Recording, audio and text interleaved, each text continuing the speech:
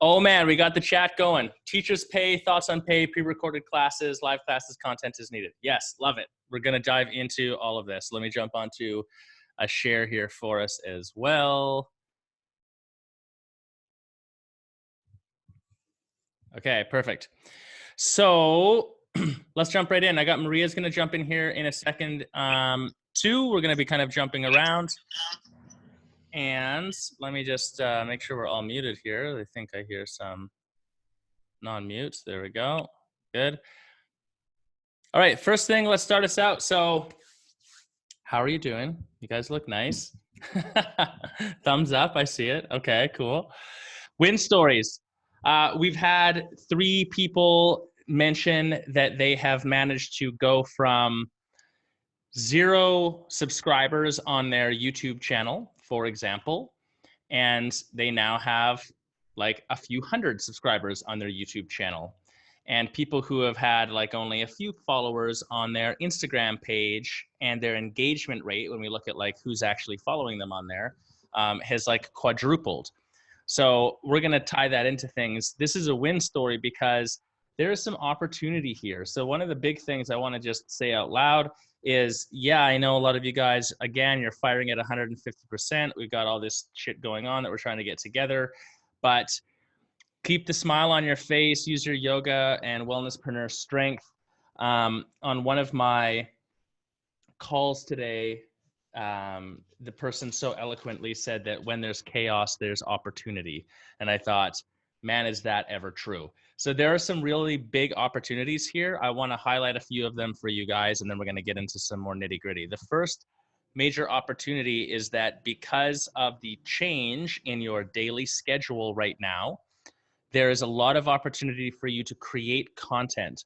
For those of you who are in my private group or have been following me for a while, I'm sure that you have heard me talking about how we are in the era of marketing, and we're in the 3rd phase of that era. We call it the content phase. Content is not something that you can automate very well without it coming out canned or off-brand. So right now, you may have time to be working on content that is going to end up leapfrogging your business forward when this is done. So the opportunity a lot of the time comes from looking at what's next, like where are we going? How do we sort of prepare for the after effects of this, even if that is in months from now at this point. I want to comment on that in a second too. So what I'm talking about specifically are things like blog posts, videos, tutorials, and email pipelines. Those would be my top 4 that I would be building. Just like and there's no like rush on this stuff. You can put it out right now and it would be beneficial to you, but additionally, it's going to have value to you moving forward in your business. Email pipelines, what I mean is like a flow, a funnel, or whatever. Someone buys their intro, what's the sequence of contact points they get? Now you get to sit down and perfect all of those. And if you've been meaning to write out a recovery campaign for people after they cancel a membership for the last year, now's a good time for you to do that. If you put 1 hour a day into this sort of content creation in the next couple of weeks, you're going to have a bunch of this stuff. So there's really like some potential to spend the time doing that. And I'm telling you right now that the studios who are not on this call are most likely not doing that at all. So when this on the back end changes and things start to ramp up again, it's going to be a little bit of a race, because there will be people that are not still left standing. There'll be people that are shaken, and there'll be people that are frozen. You don't want to be in the frozen category. Shaken, fine, but frozen, no. Frozen being, you're like, okay, we're open, come and take yoga classes, and then we're not going to see the reaction we want. I'll talk more about opportunities in a second, but to that point, start looking at like, what is the back end of this? So we want to plan for the worst and hope for the best. We'll go into a little bit more detail on this, but in terms of like the back end of this time frame wise, it's absolutely impossible for us to predict at this moment how long anything is going to take. I've just really noticed on YouTube in the last, 24 to 48 hours, there being a lot of talk, especially when we're talking about finance and economy, about the bounce back and the swing and all this other stuff.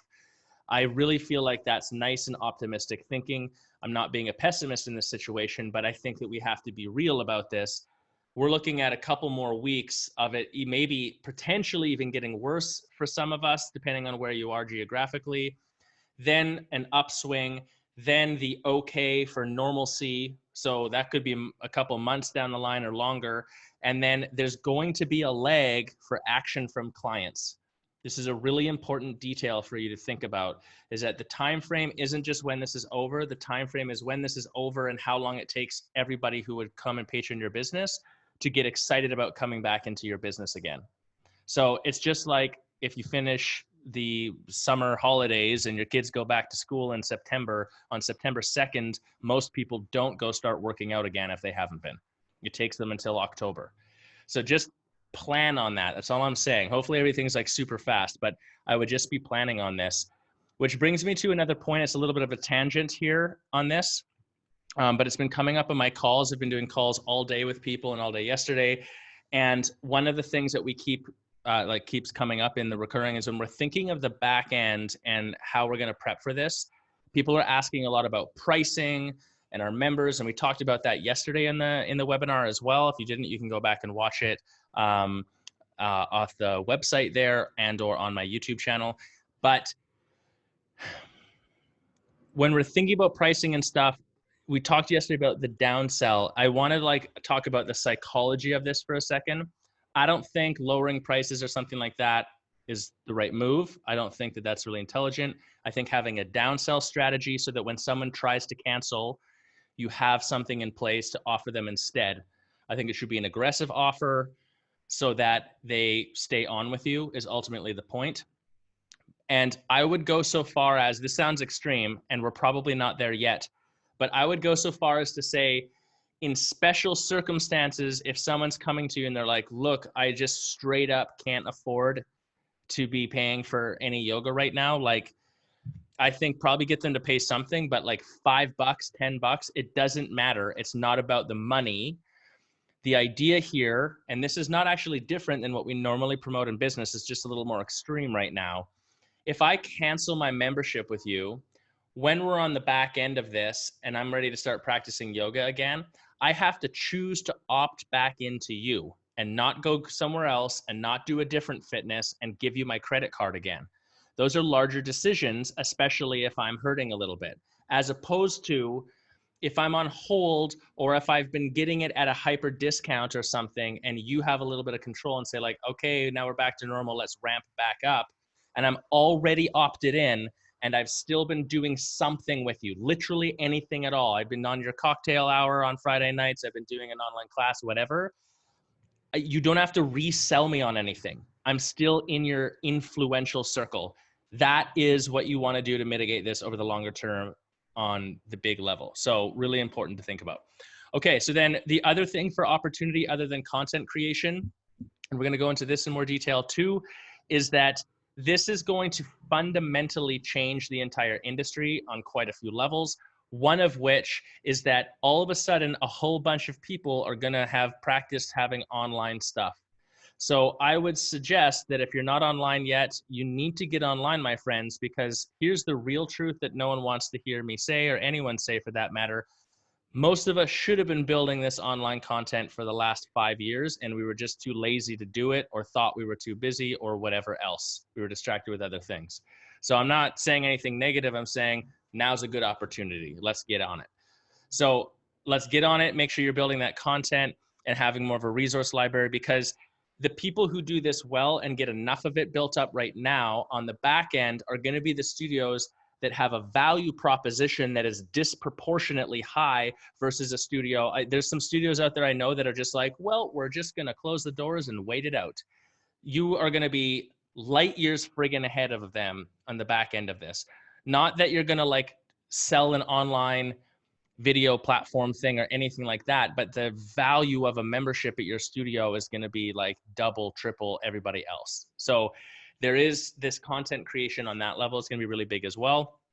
And then the final thing, and we'll go into some details on what you can do with this, is branding. If you watched my 2020 predictions video, it did not predict coronavirus, by the way, so I guess I missed that one. But I was mentioning there that brand is exceedingly important right now. And it's something that small businesses just generally don't do. So when you build brand versus just market, the difference is that brand gives you authority in your local area. So ideally, we want to be moving towards the concept that if I think yoga, I just think of your studio.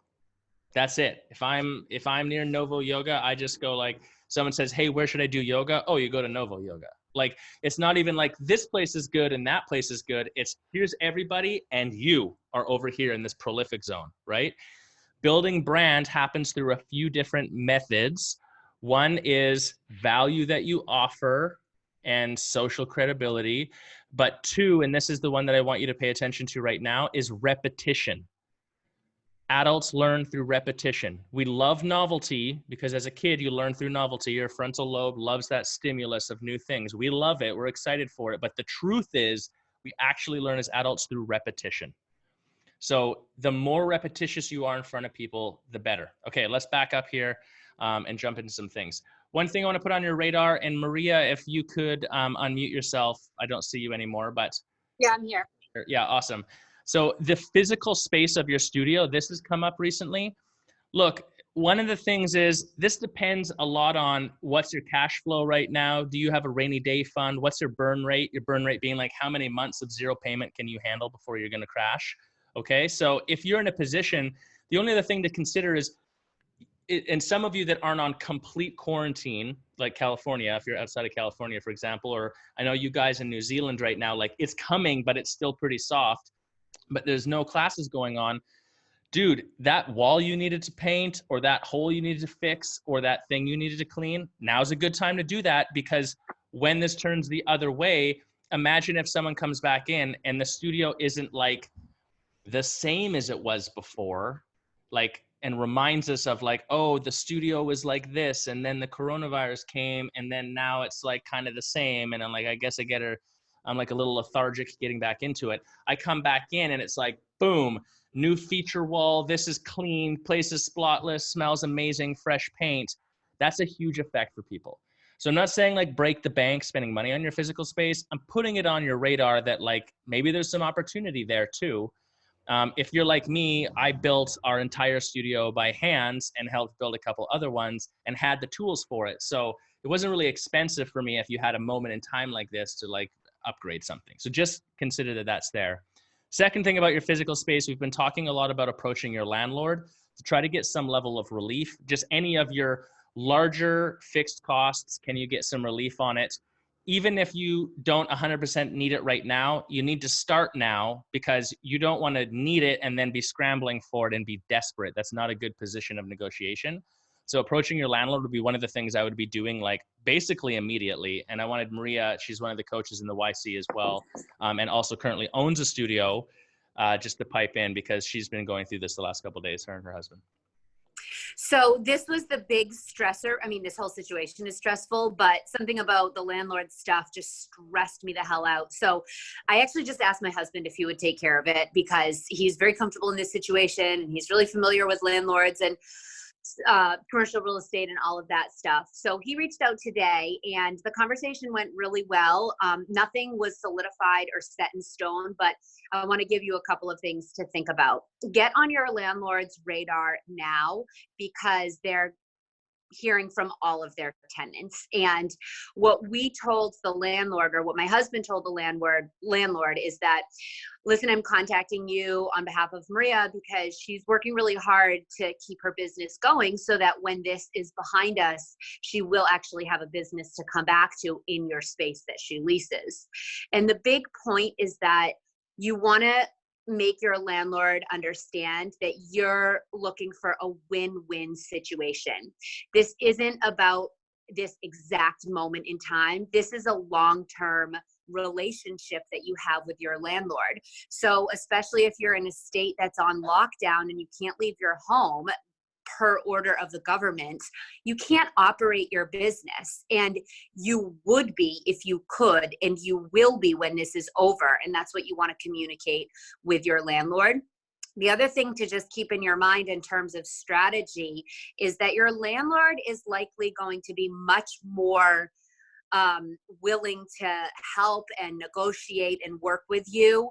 If you come from a place of, listen, we're on the same team and this is a partnership, rather than making demands out of the gate. And my husband made the point, which I thought was really smart. Give your landlord the opportunity to be the hero in this whole situation scenario. And it sounds really, really positive and everything, and it could be. So just keep that in mind as you're going through this. If it's a weighty thing for you, if it's weighing you down, do it sooner rather than later, because your mental health is really important. And get on, like to Josh's point, don't wait till you've burned through all your rainy day fund to then have the conversation. If you've got a rainy day fund, do it now so you can keep that rainy day fund. That's pretty much what I've got. Yeah, I have myself muted and I was like, oh shit, where's the mute button? Yeah, awesome. And Rosa just made the comment too that this would qualify as the force majeure. So you're going to, there should be abatement for this. That is true. I just really, really want to stress that force majeure depends so much. Yeah, Sarah just said it. It depends so much on the contract and where you are and so on and so forth. So just be educated and intelligent. I wouldn't go in and be making these, like, make any demands and be like, hey, this is a situation, act of God outside of our control. I don't have to pay you. Like, if you approach your landlord that way, they're just going to not be super pumped. So give them the opportunity to do the right thing. I get it, you guys. I know some of you, I can see some of your faces are like, yeah, my landlord's legit. And I can see some of your faces that are looking at it like, my landlord is a total asshole and he's going to pull asshole shit right now. Excuse my language, but it's true. I've had those landlords too. So just be the highest image of yourself, be professional with it, give them the opportunity, and then take it from there, take it in steps. But either way, it doesn't matter. Start now is really what you want to do. Awesome. Thank you so much, Maria. That's awesome. So thinking of the back end, plan for the worst, hope for the best. The only additional point to what we've sort of had here is just make sure that you're planning for, like, go beyond the next couple of weeks. Someone commented on one of my videos this morning that's like, I was really, really surprised by the comments, although I shouldn't be, because here in Mexico, same thing. The attitude is surprising. They're like, this whole thing's done in the next 10 days, they said. And I was like, I don't think so. There's nothing to indicate that that's the case. So I don't want to be, making things more scary sounding or whatever, but just start taking action on these bigger things fast. Start moving yourself into a position where you can still have some cash flow taking place and be ready for pivoting or whatever, and do it now so that you're planning for, a bigger move or a longer haul. And if you don't need it, none of that action hurts you. It's all going to be to your benefit anyways for the long run. So yeah, it's sounds pretty good. Beth says she emailed on Monday. She hasn't had a concrete answer. Then they emailed 2 days ago. And said, like, just pay the cams for this month. So win. Yeah. And then then you'll be paid month by month. So awesome. So that's the thing. I mean, they know. And the thing I would say too, that Maria had not mentioned, but she and I were talking about earlier, is like, most of your landlords, they got like a family and kids at home and they're in quarantine and stuff too. So like we're all in this together. They get it. So if you approach them respectfully, they're going to definitely, I think, try their best to do something for you. Okay, some of the questions are coming up. We're filming at home. So California, if you guys didn't know, just got totally locked down. So now you aren't even going to the studio. Beyond that, if you are not in California and you are technically allowed to go to your studio and ask your staff to come there and film, I still don't necessarily think that's a good idea, because it's not really that responsible to have them traveling around. So you should start preparing at this point for people to be, if you're going to keep student members of your studio in your employ, you should keep them, you should start preparing them for being able to film at home. So there's a couple of things that you can do. I would say the first is, just like anything else in your business, even if you haven't ever done this before and this is the first time this concept is something you're going to take action on, you need to build your SOPs around this, your standard operating procedures. So you need to start making some decisions, writing them down in bullet point. And I would even go so far as to film yourself walking through how it's done so that you, for lack of a better way to say it, idiot-proof the process of somebody filming themselves doing a yoga class at home. So if you're using Zoom, get the Zoom account, maybe share the login, or if you think that's too complicated, they can click the link. So you could start your live Zoom classes, and then you can go and find them in the participants list on Zoom and make them a host or a co-host. So then they would have control, but you still are the one who is scheduling and starting it. So all they have to do is show up, and then the rest sort of just goes from there. That's also possible. If you're going to do it through, Vimeo, maybe instead of using your personal login, you have your Vimeo account have a staff login or something that people use. Same thing with YouTube. If you're on YouTube specifically, it would make sense that you make your YouTube channel a brand account instead of a personal account, because then you can get their email linked to it so they have access to control it as well. So these little details can make a difference, because then they're able to film from home. And then I would set basic parameters. Okay, should be a non-distracting backdrop that you should not be leaning against. You need a yoga mat, wear appropriate clothing, film yourself from the side. This is how we do sound, so on and so forth. Zoom said that our teachers can teach and live stream from their home, sharing our account. Yes, that's correct. Novo Yoga, they can jump in there and do that as well. So Zoom's pretty easy for the live stream stuff. The next thing to check on this, though, there are two major things, is that one, again, whatever your current agreement is with your staff, this is outside of the normal box that it may have been in the past. So the first and maybe debatably most important thing that I would suggest, other than these SOPs for this, is intellectual property. If I am your teacher and I film myself with my equipment in my house, and I say, yeah, sure, you can use it to show to our students, but then in 6 months from now, you sell it online as an additional add-on to membership or something, which would be a good idea, and I don't have something in writing saying that I'm allowing you to do that, I could hypothetically come to you and be like, that's me and my intellectual property, you now owe me money on it, or take it down. So I don't think that's likely, but and maybe I'm being a harsh asshole on this, yoga teachers do weird shit all the time. So I would just be buffering ourselves from that by having a simple amendment to whatever your contractual agreement is that just states, like, you're creating this for the studio, and just to keep us all clear, the intellectual property lies with the studio. So you own the video afterwards. You're a teacher of the studio. It's going to our staff or our members for our stuff, and I own the intellectual property and can use it however I want after the fact, and I'm compensating you for that. That's the agreement, which may also bring up some contention between you and some teachers. Do the best you can, my friends, but just sort of cover your butt. Yes. Has anyone made this amendment to the teacher's contract yet? Can you share? I don't know. Yes, people have. Again, I'm just saying this, Suzanne, for you guys, like, I'm just saying this in general. Everyone do what you think is best for your business. I wouldn't use somebody else's contract for my stuff ever anyways. I always want it to be a proper contract for my business, for my situation, for what I'm trying to do to make sure I'm covered. So it's just being smart about doing that. But if someone else shares the amendment, it might be possible. One of the things you can do to lower your lawyer fees is you amend the contract, depends on your lawyer, of course, and then you just send it to them and say yes or no. And they say, no, you got to change this sentence, and then that's it. Or you find out that the whole thing's totally garbage. So now, the other thing with this, with Zoom, has just come up in the last 24 hours.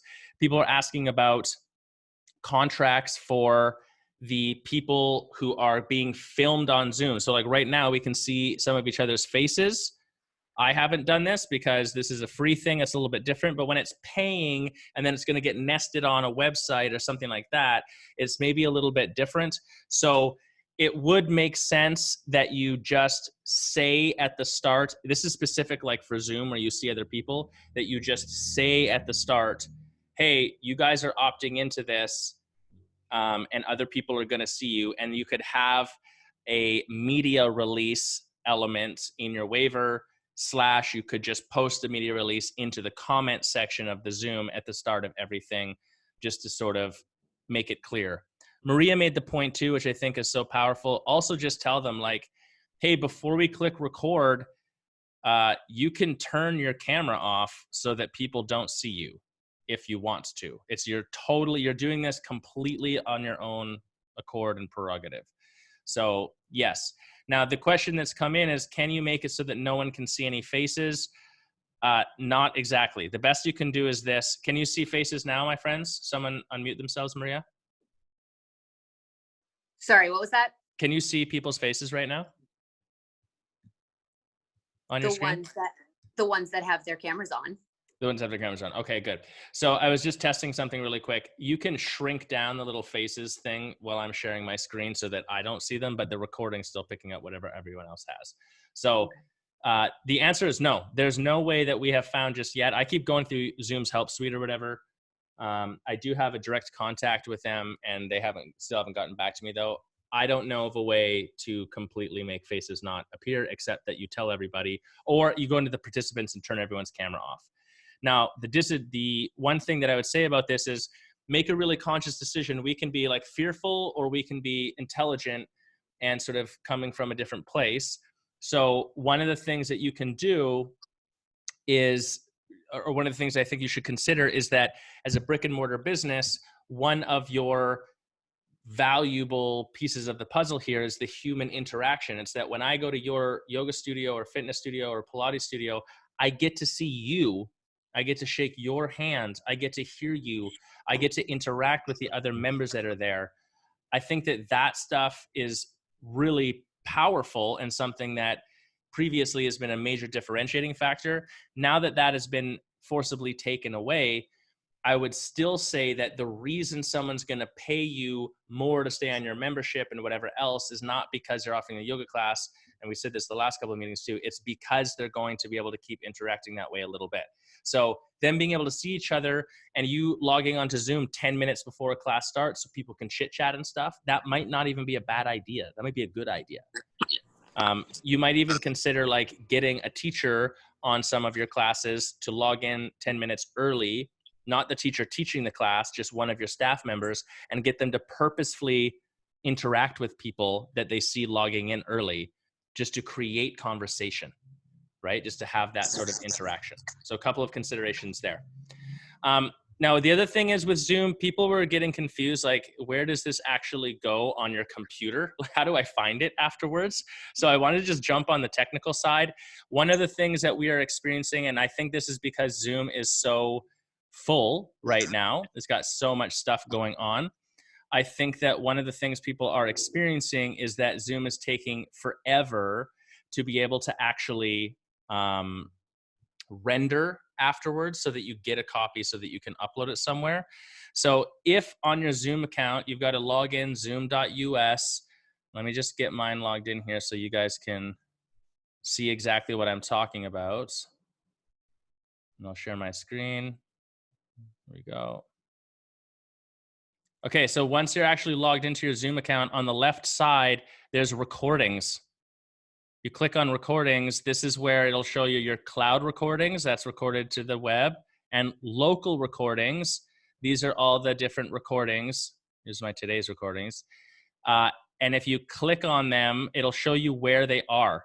So these are saved on my computer in users /Josh/Google Drive /Nomad Business Coaching Meetings / it shows you exactly where it is on your computer, is the point. You can actually change where it's saved as well, by the way, in your settings here. But if you're like, I've been recording and I don't know where the heck they ended up, just come here and check is what I would say. Okay, so then beyond that, and let me bring this back over. When you're done on Zoom or anywhere for that matter, you need to nest your videos somewhere for people to access after the fact. So this has been another sort of technical question. So if it's a Zoom video, what you're going to end up with is an MP4, which is like any other video, which means you can upload it anywhere. You can upload it to Vimeo, to YouTube, to IGTV if it's short enough. Like whatever you want. You can upload it anywhere you want, and then it's going to live there. I would recommend, if you're doing this on the cheap, put it on your YouTube account. And if they don't want it to be public, you're going to make it unlisted. So unlisted looks like, let me just see here. Let's jump over to YouTube. There's a second thing I'll show you on YouTube as well. So when you click upload video on YouTube, select the file. Sure, that one. I'm gonna move our faces out of the way. It's uploading. Then there's 3 steps to finish the upload. You do all your things here. Video elements, we're not gonna go into the details of that. Visibility, it can be public or it can be unlisted. Or it can be private. So private gives you even more control. Unlisted is usually the easy way to go. You have to give the person the link to be able to see this, right? Like it doesn't just appear, you can't search for it. You can also schedule it to go out in the future if you want, which is kind of cool. One of the things that I wanted to point out is that if you have at least 100 subscribers on your YouTube channel, you can go live. So you could, if you really want to, let's pivot completely on the technical side for a second. If, oh, we got a question. Are your videos being saved directly into your Google Drive, onto your hard drive, and then manually upload it? I'm saving all my videos to my hard drive and then uploading them to the cloud somewhere. So I upload mine to Drive, or you could also drop it into Dropbox or something like that. That's me personally. Yes, you can kind of automate that. I like doing the manual control because I move them depending on the meeting to different places. Now, so the point here is if you want to really go like kind of on the cheap of what it is that you're doing with your online teaching, you could do the whole thing through YouTube. So you need 100 subscribers, but I would bet right now, if you posted in here your YouTube link, yo, I need subscribers, the next time we have this on Monday, you're going to get 70 of them right there, and then post to your community, you guys, I want to go live on YouTube to bring you guys awesome stuff. Go subscribe to my channel. You're going to get the 100 really fast. And then the key, yo, hey, Jen, I haven't seen you on here in a minute. How you doing, my friend? Nice hat. So one other thing, I think it's 1,000 on YouTube. That's possible. I would test for it. I'll look it up again and get back to you guys. The big thing here, though, that's important, and this is the same with Vimeo, it's actually the same with Facebook. So I'm just going to use YouTube as the example. But any of these places that you can go live, you can embed a live video on a web page on your website in real time. So that's where you could do this like on the super cheap instead of Zoom or instead of these other things. This is the question that's been coming up recently. So what I'm talking about here is we're using YouTube as the example, but remember this would be the same for all the other platforms. You go live. I'm going to take you through the setup steps here. I want it to be unlisted, so it's not going to be searchable. It's not going to be on my YouTube channel as this is going. We'll give it some funny title, test, Corona, great. Next, takes a screenshot. There we go, looks amazing. And then right here, before I go live, so I just get it all ready, I'm still not live, I click share, embed, and then this is what you're gonna embed on your website. The reason why this is interesting is that then you could embed this on a web page that's either not linked anywhere or has privacy protection because you have decided to put a password on the web page for your members. And then you could say, this is the schedule of my classes, 10 a.m., I'm gonna do a yin class. And then you just stream it live on that page. Go to this page to watch it as a member, use your member's login password, and then you just stream it live right there. And it's already saved on your YouTube channel for future use, and it's there live for them to watch in real time, and it's already on the web page that you're gonna send them back to if they wanna watch it, not in real time later. So you kind of like feed 2 or 3 birds with one seed, let's say. So if you're just setting this up and you're looking for like ultra simple one and done sort of situation, you might consider that. You can do this with Facebook. You can do this with Vimeo as well. Okay. Last thing with Zoom, just so you guys know, because we've been talking about, one of the questions that came up was quality. How do we get like a more quality situation of our actual video than just what our camera is? Like, so what you guys are seeing me on right now, if I'm far away, it's not quite as good, but like, this is just the camera on my computer that I'm using right now. It's pretty decent. I use a microphone because it makes your voice better. I think that that is a good purchase. But if you really want to up the ante and you don't want to go buy like an SLR or upload and download, still just use your computer. Just go buy, if you can, or Amazon if it's available to you still. Some of you guys, this might not be an option right now. Go online and buy a 4K camera, 4K video camera for your laptop that just plugs in USB. There's a ton of them available. They're like crazy cheap now versus other bigger cameras. And then you can use Zoom or whatever else and just choose that camera in the camera options, and your video quality level is like going to skyrocket. So, because then you're just shooting at way higher than what the camera is that's built into your thing. So for those of you looking to like up the ante without going all in on equipment, that would be a simple purchase there as well as we're going. Okay, I'm going to jump into your questions in a second. We only got a couple more slides, but social media, this is a big one. Man, we're talking about branding and stuff. I can't believe we have a bunch of studios right now that it's come up in my calls and we've been talking about. We're not posting publicly. Post publicly, just straight up. Post publicly like every single day is what my recommendation. You could post 3 times a day right now. So I think frequency can go higher. Now, don't just post bullshit. Have something actually worthwhile to post there. But brand recognition, my friends, repetition, be in front of people. People are online right now. Facebook is seeing a massive increase in usership right now, despite all the crap they've gone through in the last year, because there's nothing else to do. Same thing with Instagram. If you're on TikTok, holy crap, is it blowing up right now. So if you're not on TikTok, don't let that confuse you. Don't worry about it. Stick to what you know. But yeah, daily or more, be the news for people. The big thing, if you're trying to figure out like, what do I post, Josh? Be the party. If everyone else is getting this constant onslaught of like, now the coronavirus has taken over this, 3,000 people dead in Italy. Oh, there was an earthquake in Central United States. You know, like they're just hearing all of this negativity and craziness going on. Nobody right now is putting out like, yo, we've got these awesome yoga classes. Take care of yourself. Let's be happy. Everybody love each other. Like, show them something else. Be the news in the positive way. Be the party. Where the positive action is taking place is my business right now. That's what you want. And people will be attracted to that. Yeah. And then this is going to build your brand up for afterwards, I think, is the big thing that I would say about this. Now, the final thing here too, I'll just highlight this really quick. If you're looking for something else to sort of help your low cost, high potential, positive, whatever, if people are online more now, it's a good time for you to have some sort of an online, maybe social media competition. So we said yesterday, like, dude, run a yoga challenge right now would be kind of cool. An online yoga challenge.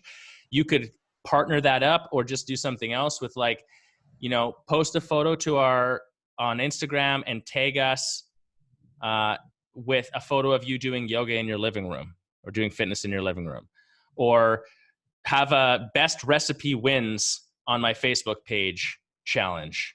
Double points if you make it a video, you know, like it's just to get your community more engaged. Have like Facebook check-ins are something that we don't even talk about anymore.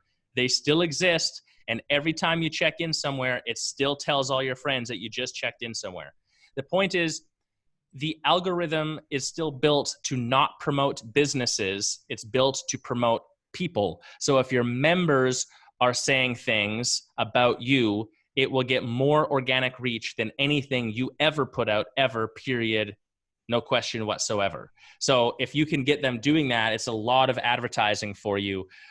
So having a little competition would be cool. So just a simple thing, like if it was me, I'd be saying for the next 2 weeks, every time you take a digital class, a virtual class with us, if you check in on Facebook or post a picture of yourself on Instagram doing the class, you get entered into a draw. And when this is over, someone's going to win the next year, the rest of the year for free, whether that's over in 2 weeks or in 6 months. Like, whatever, just something simple like that, just internal competition. But I just think it's a good example. Now, the other thing is people were asking like, man, I'm really having trouble being able to communicate with all of my members because some people have unsubscribed throughout the years. I'm just whatever.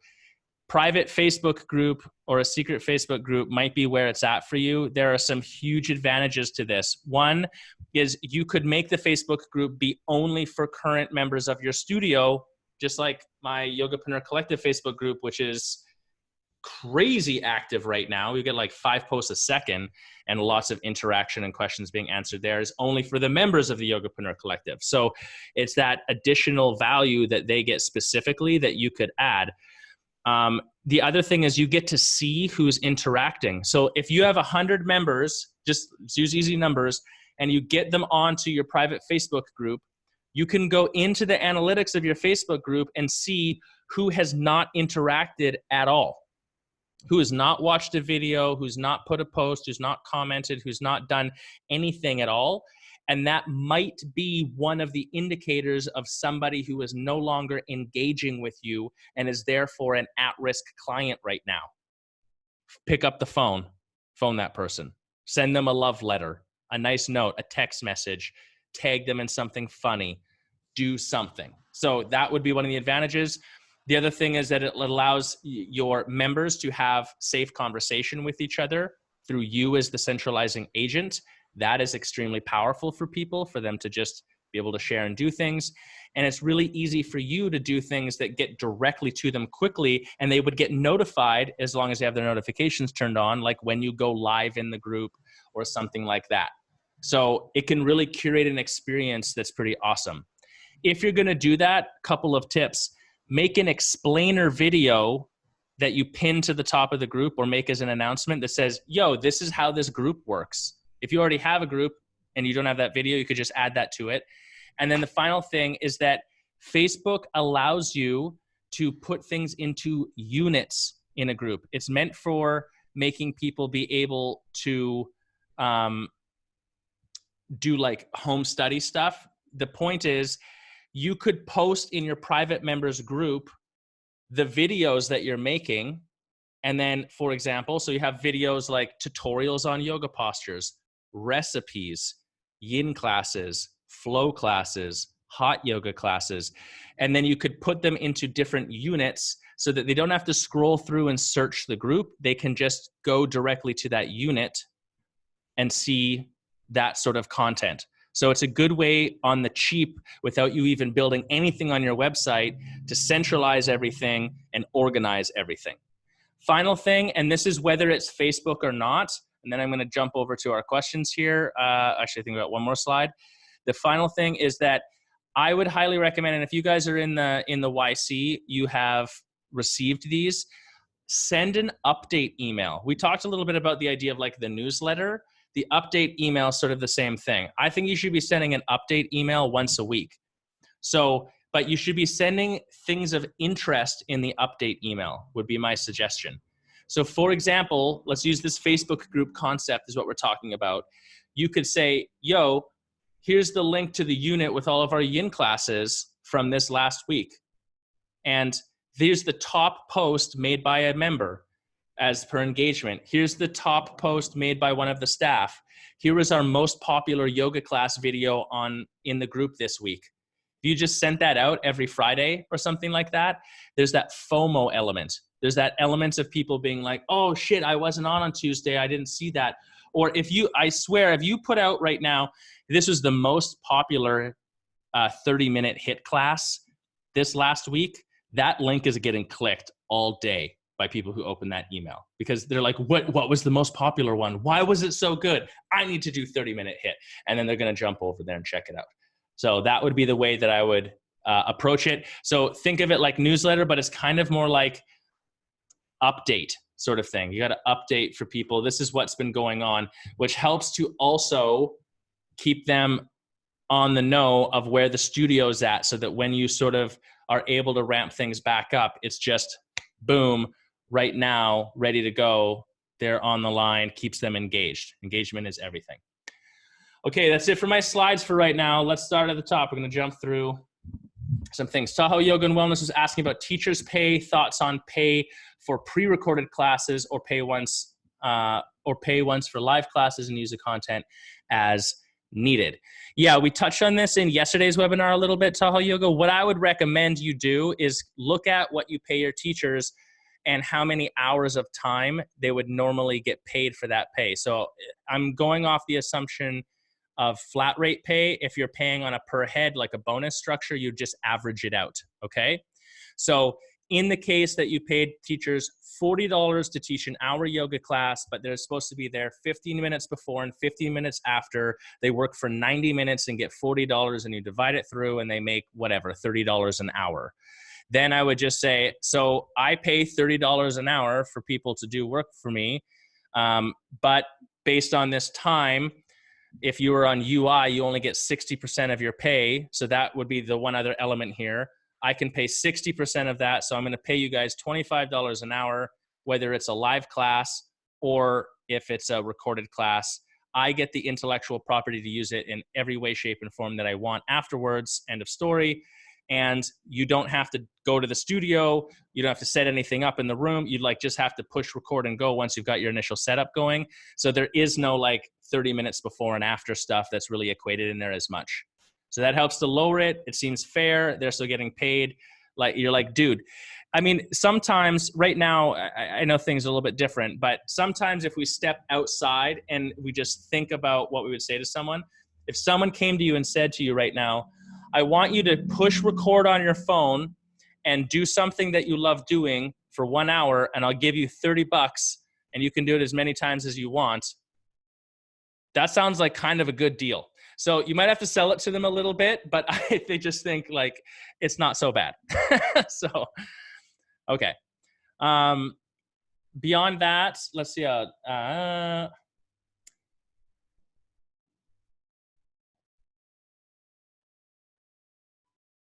it sounds like Kathleen had to jump off. She's just saying getting her online stuff set up. Yeah, for those of you who don't have your online stuff set up, just keep moving forward on it and start somewhere. So this is what I would say for any of you starting right now, setting up your online things. Done is better than perfect always. Just get going, okay? If you got a camera on your phone, if you don't have a camera on your phone, please text me because you're blowing my mind right now. I don't know anyone who doesn't have a camera on their phone. So just hold your arm out and teach a yoga class. Just record the vocals to start. It could be that simple to begin, and then you'll improve your quality over time. On the other end of the spectrum, if you were one of the people who started doing this start of last week, you saw this coming and you started working on this stuff, awesome, you're a bit ahead. Don't stop improving though. So if you're using no microphone, a crappy camera, it's shaky, and you're just getting it done, awesome. How do you make it better? I'm not saying go spend a bunch of money or anything complicated. Just slowly every time be go watch what you created and be okay, that was cool, but actually this is a super weird, distracting backdrop. So next time I'm going to do it over there and just improve. Okay, this was cool, but the camera was shaky. I guess I better use a tripod, or I don't have a tripod. Have I got a stack of books? What can we do? So just improve it little by little. Everything looks great, but the sound quality is crappy. How do I improve the sound quality? I need to be closer. I need a microphone. I need to shoot on something different. Start playing with it, just little by little, up the ante. Because remember, on the back end, you guys are going to get to use this stuff again in the future. So if the quality is good, it'll have more value on that level as well. All right. What are all the studios? What is all the studios in Milan lowered the prices or offering free online? Yeah, Novo Yoga made this comment too. The whole we've switched to online and we have less classes, so our value isn't as high. Yeah, your argument is correct. It's a little bit specific to your area. If you've already frozen autopays, don't start charging people full price again. I don't think that's a good move. But what I would suggest is that if you haven't done something, don't overreact and be oh no, if I don't lower the price, everyone's going to cancel. I'm going to lose them. That's not what's going to happen here. Have a little faith in your community as well. The other detail we talked about yesterday is there is a magic point in pricing here that you have to be aware of. If you have 100 people paying you $100 a month, and you drop them all to $50 a month, you're getting half. Whereas if that 100 people had stayed at $100 a month, you could have lost as many as 50 of them, and you would have still, or 49 of them, you would still be making more money. So in terms of the finances of it, yes, you're fighting attrition, but in terms of like lowering prices, be really careful. I would suggest instead leave your prices the same, have a strong downsell offer so that when they try to cancel, you're like, look, I get it. Here's how we can help you out. And then have a potential pivot for like in a couple of weeks from now, if you're getting a mass exodus, then do something and change it up. But in terms of right now, I'm seeing a bunch of people that are, yeah, Maria, thanks. Hang on one sec. So yep. I'm seeing a lot of studios, not on this call and not in our group, that are just doing like, oh, all classes are free all of a sudden. By the way, donate something if you want to. It's weird. I think it's not a smart move. Go ahead, Maria. 2 points about that. Right now, this is like the first week. A lot of us have been closed. So you're still going to be responsible for your April rent. Your payroll for the next week is probably going to be the same. And you've had more cancellations than you would. You're also spending more on your Vimeo account, on your microphones, on all this stuff to produce high online content. So you are spending more. So your prices should stay. That's my argument about it. And also remember the point, or if you haven't heard this, know the point that the 80-20 rule, you make 80% of your money from 20% of your people. So if you have 20% of your members who are like gung-ho, we're behind you, what can we do? We're not canceling. We love your online classes. Let them know that yoga saves people's lives, and they need to go out and buy a gift certificate for your intro to every single one of their friends across the country. And that's another way, because you're online now. So that could be a way for your evangelist students to support as well, without you having to be like, donate. My 2 cents.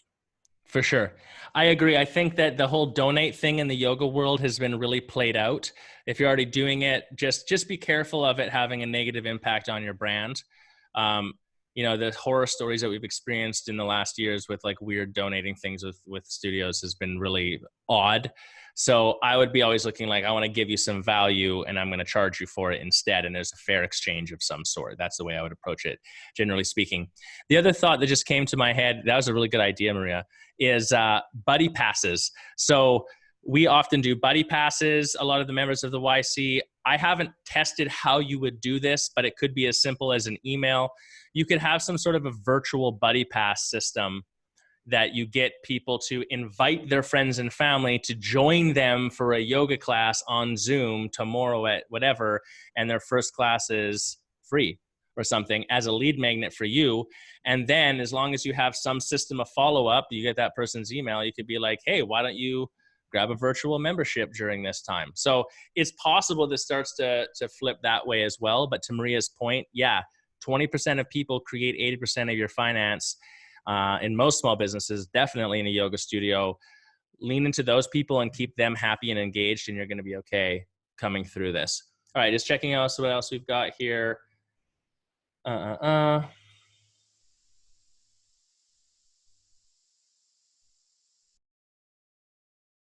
Brave Yoga and Melbourne is asking, yo, Melbourne, glad you guys are here. What are you charging for Zoom? If it's a recurring meeting, they have the same link each week. So they could get the link once and then just keep logging in week after week. Yes, that's true. You can make a unique link for each one, especially if you manually send it out. That's super annoying. Pick your battles. That would be my honest recommendation. Also, right now with any of you on here, I see Rosa. If I was like, Rosa shouldn't be on here, I could boot her off. I could click on the little 3 dots next to her and delete her and she would get kicked off here. So you could actually enforce on it. What I would suggest is that if somebody, and this is the same, this is like a philosophy of approach to how you run a yoga studio. In my yoga studios too, I'm like, we have clear policies in place, which we will enforce on. It's never perfect though. If you game the system and somehow get in here and get a free yoga class or whatever, you're gonna know that you're doing something fishy and, oh well, I got better things to worry about. So at this point, I would just say, you know, don't let them know that it's the same link each week maybe, or if you have, be like the members only special link, like just make sure that it's clear that the expectations are that it's just for your people. And beyond that, I would say don't, get too worried about it. Okay. Changing time. Just checking out what we got here. Post your questions in if you've got some now. You can also unmute yourself if you're just like, I'm going to forget, my tongue's falling out of my mouth. Just unmute yourself and blurt it out and we'll get onto it here. Josh, can I ask you a question? I knew it would happen. Go ahead, Rosie. I've started nesting my, oh crap, that's my thing. I've started putting my recorded classes on Zoom on the private YouTube link, right? So I'm building my members page on my website, but my web person is telling me he wants to, even though he's putting them on that private member site, when the member logs on, they're going to go back to YouTube to watch the video. He's saying that if he nests it on my website, like if he embeds it using that embedded link, it's going to take up too much space and it's going to cause my website to load fast. Load slow. Is that true? If he nests the YouTube on your website, no. The way that the reason why you would embed from YouTube or embed from Vimeo is so that the video is technically not on the website. Because you could technically upload a photo or a video to a website, like photos we do often. But if they're too large, it significantly reduces the website's load speed, which is not only frustrating for your clients, but is really bad for your search engine optimization. So when you're putting multiple things on, I would 100% not embed onto the website, especially if you're doing, in your case, maybe some 90-minute long videos times 10 of them, like no way. So if you're really hung up on, I don't want this to be that they can click and go back to YouTube, use Vimeo instead would be the alternative. Sorry. Because make sure I understand that. So if it is embedded on my website from YouTube, it still is going to send the user over to YouTube to watch the video. Nope, they're still going to watch it on your website. So if it's embedded on YouTube, and we've seen this before, you go to a website or someone sends you some ClickFunnels thing or whatever else, and there's a video there. The video isn't there. It's technically like on YouTube. You're just watching it there on the website. But you're saying there is a limit to how many you can do of that, because then it will cause your website to be slow. Is that what you're saying? No, that's not what I'm saying. It's all right. Let's get clear. Yeah. My head is so look at it like this. YouTube is a website. Your website is a website. The video gets uploaded to one or the other, not both. So if it's uploaded to your website, it lives on your website and it's taking up space and bandwidth. That's not good. If it lives on YouTube, you can then embed the YouTube player on your website so that it's on your website. I go to your website to watch it. It's you. Everything around the video is your website, but technically the video itself is YouTube. I'm watching it on YouTube. That's what we want to do. What he's talking about is that if you go to a YouTube video on your website, in the bottom right corner, it'll have the little YouTube icon, and they could click that icon, which would take them to YouTube, and they could watch it on YouTube and find your other stuff on YouTube or share it from YouTube. That's what he's worried about, is the level of protection. That's my assumption based on what you're asking. Okay. If we want to I don't think that's a huge risk or whatever right now. If we're really concerned about it, what you could do instead is use Vimeo, because it would allow you to protect it a little bit better. You can also, I don't know, you could ask him, what if we make the video that's on YouTube, instead of unlisted, we make it private and then embed it? Okay. Does it still show up? I don't know. I don't know if that works. So you could just ask that and try. Okay, thank you. Yeah. Can you have music on Vimeo and on YouTube? Yeah, good question. This came up yesterday. We were talking about music licensing and everything else. I mean, yes, you can. The question isn't, can you have video on Vimeo or YouTube? The question is, what type of video is it? And is the music copyrighted or not? And do you have license to use it or not? So if you are just straight up filming yourself and there's background music and that's copyrighted music, and then you put it on YouTube and someone's paying you for that, technically that is copyright infringement and you could get busted on it. You can probably solve for that by making sure that you have your appropriate ASCAP.com is where you go, licensing, And there seems to be some flexibility parameters right now where if you as a yoga or fitness studio have purchased license to use stuff, then it's okay. The alternative is if I'm like filming myself doing yoga postures, let's say, and I don't have any sound in the background, I could edit the video and add music to the video from something like YouTube's audio library, where it is copyright free and free music. That would be fine. So there's a few parameters that are there. Marco says eBay still has cameras. Heck yeah. Good old eBay. Everyone forgot about eBay. That's why they're still there. They're like, oh, right, eBay. Or there's a bunch of people just buying and selling cameras right now, maybe is what's happening. Okay. Someone told me that iPhone and AirPods. Yeah, hang on half a second. Which is one more comment. iPhone and AirPods are great. Yes, if you have an iPhone and AirPods, connect your AirPods and use them as the microphone. That works really, really well. There's some really nerdy videos of me that look ridiculous where I'm wearing my AirPods. That's why, though. It's because I'm 20 feet away from the camera. Go ahead. This is Simon from the UK. Yo, Simon. Hi. We just joined this is the OHYA thing, right? I have to make sure I'm joining the right thing. Oh, we're not the OHYA, but Val shares our stuff through because this is a free webinar series to help out with this stuff. But welcome. Okay. We're happy to have you on. That's how I got here. We got shut down this afternoon. The government decided eventually to tell everyone to close their doors. And I'm just curious, is it the, I'm wondering whether I now suspend all the memberships or do I keep taking auto payments or do I adjust that? I'm really kind of like I'm really confused as to what to do right now. I mean, I've still got my premises and I've got, a couple of hundred people that are still auto payment people, but they're canceling at the rate of about 15, 20 a day. So do I just let that natural attrition go and let the auto pays continue to fund the business or make an adjustment? For sure. I've got you, my friend. You're asking the right question. You're in the right place. So we've been kind of talking around this a little bit.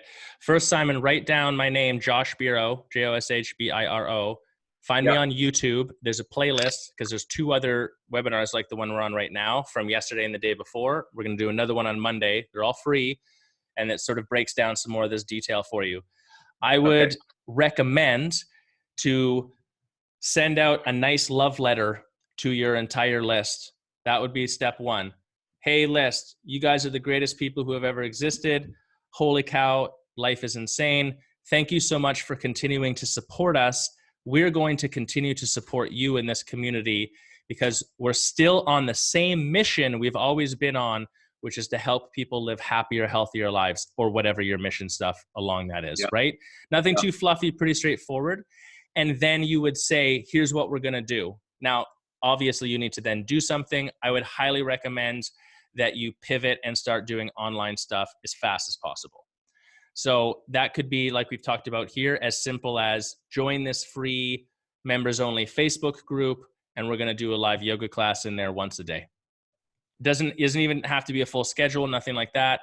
The alternative is you can film yourself and upload things, or you can live stream, or you can use Zoom like we're using right now, so that you can actually see people as well. But the idea here is I want you to consider that your goal at this moment is to maintain community engagement, because that's what's going to save you on the back end and stop attrition as much as possible.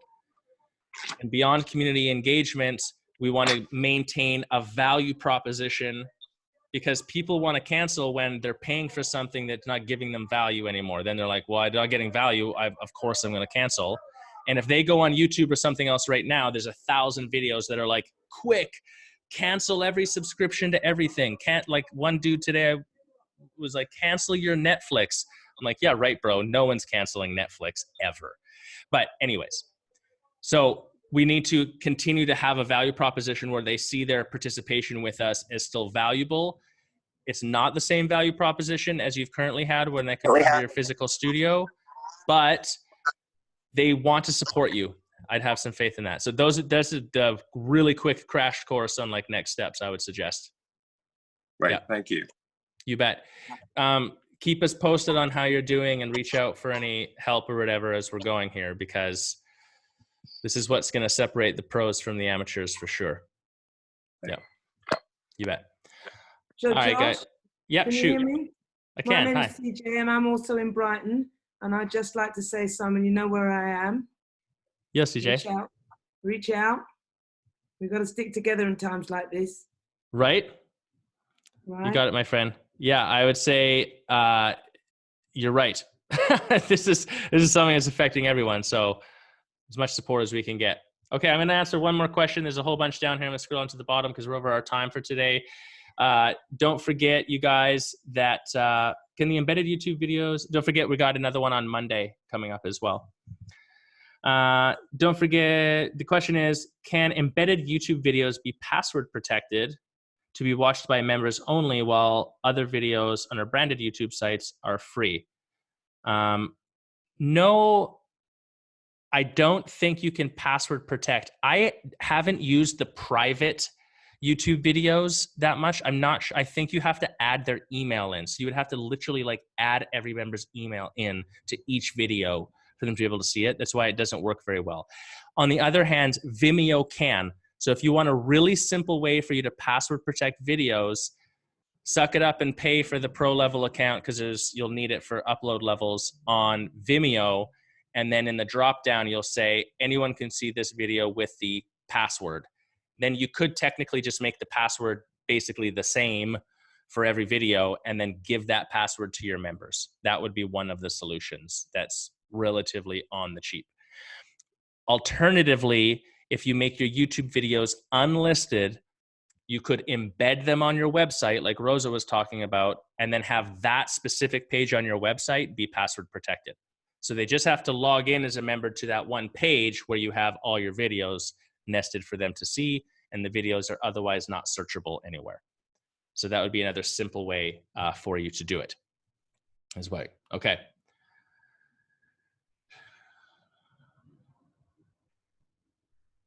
Yeah, 27 students. Awesome, you guys. Hot yoga on the island. I love it. Okay. Thanks, you guys. Awesome. We got it mostly for now. Much love. Stay strong. Keep the smile going. Take care of yourselves. Don't burn yourself out. Do some yoga. Keep saving the world. On the other side of this, I'm very confident that all of you guys are going to be way on top. Remember, like we said earlier, in the midst of insanity, we'll change the words a little bit, there's opportunity. That's exactly what you guys are doing. So we're going to come out on the other side, ready to go. All right. Talk soon. Have a great day. Peace.